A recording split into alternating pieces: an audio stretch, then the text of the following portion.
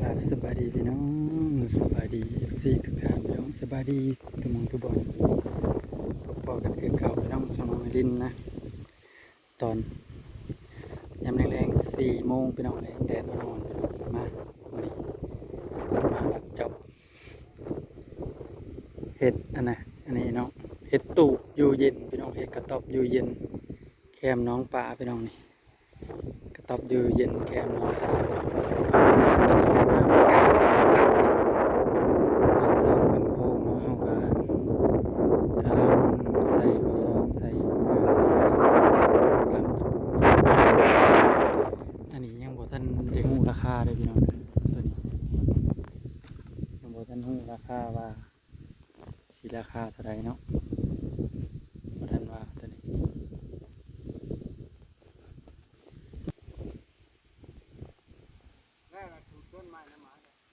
มาพี่น้องต่องาน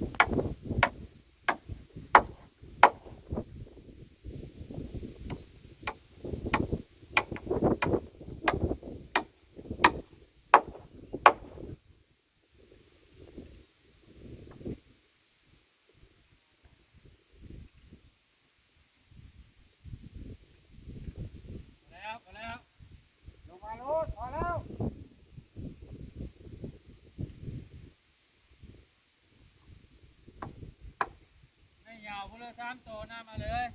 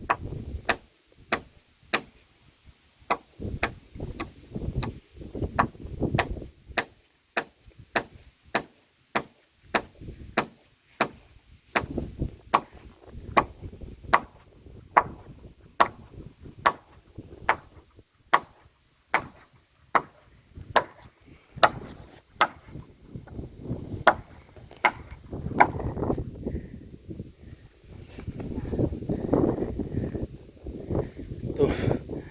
ว่าสิเฮ็ดตูบน้อยๆแบบตูบใหญ่เลยนี่พี่น้อง ข้ามขึ้นได้นี่ต้นไม้ต้นนี้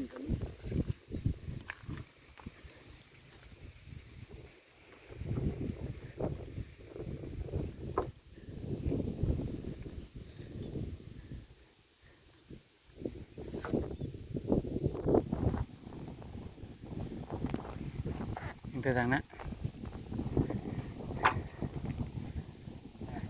ของมัน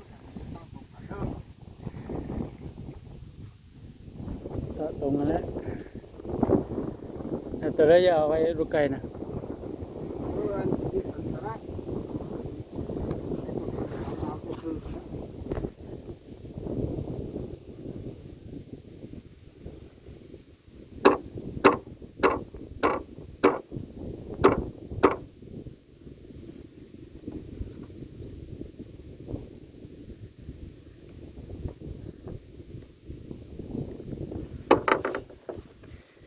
ตูบอยู่เย็นพี่น้องเอ้ยตูบผักเย็นอยู่ให้อยู่หน้าพี่น้องเอ้ยพวก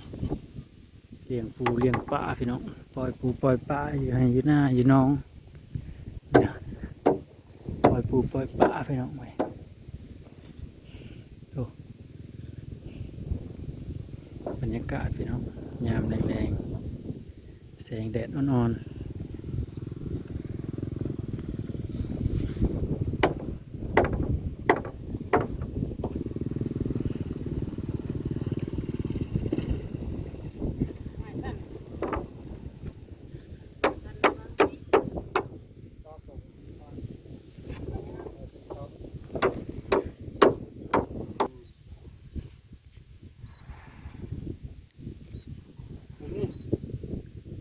นี่ชื่อประมู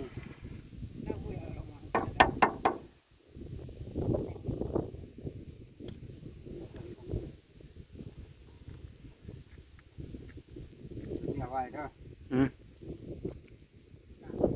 งั้นตัวนะ